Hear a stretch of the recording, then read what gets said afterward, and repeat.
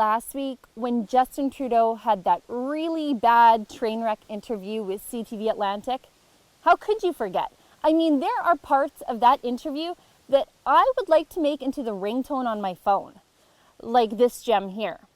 I understand, but how much have you spent in new promises thus far? You either know and won't say, or you don't know. The fact is, we are going to put out a properly costed platform once we've announced all our promises. And if you want to tabulate them, you can go on our website and do that. I'm more focused on actually talking about what we're going to do right away for Canadians than sitting there with a calculator, which, you guys can do. Honestly, I thought it couldn't get any worse. I thought it couldn't get any worse because I thought the grown-ups in the Liberal Party war room would have the good sense to put a muzzle on Mr. Calculators, our 4 reporters. I thought they'd let him ride out the rest of the campaign in a canoe, maybe on an escalator or juggling 4 reporters. I was wrong. And in this instance, I really enjoy being wrong. Saturday night, Trudeau went on Global's The West Block with Tom Clark. If you didn't watch, well, I did it for you. You're welcome. We all know that with any Trudeau interview, we can expect it to be rife with vagaries, feel-gooderies, and of course, my very favorite, the guaranteed gaffe. And Trudeau did not disappoint. In fact, this time he came through for old Sheila in spades. When asked by Tom Clark why Liberal deficits would be better than the Conservative deficits, he makes a sharp left turn into Keynesian Economics Crazyville. Big time. Just watch.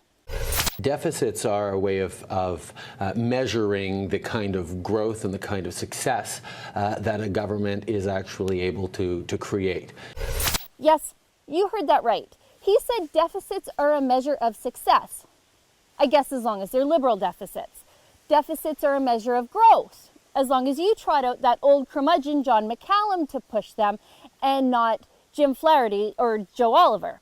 Spending all your money and then some is doing finances right. Run that idea by your bank. Let me know how that goes. But this reminded me of all those other times that Liberals promoted really terrible ideas that just wouldn't play out well in the real world.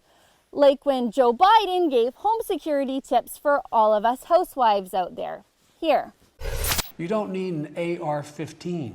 It's harder to aim, it's harder to use, and in fact, you don't need 30 rounds to protect yourself. Buy a shotgun. Buy a shotgun. Or when that college told women to urinate and vomit on themselves to avoid being raped. Here. If you can use anything to your advantage, which would be to say that that you're going to urinate, that you're menstruating, that you're going to vomit, that you have a disease.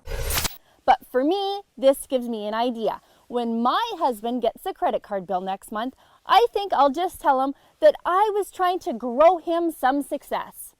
For TheRebel.Media, I'm Sheila Gunn Reid.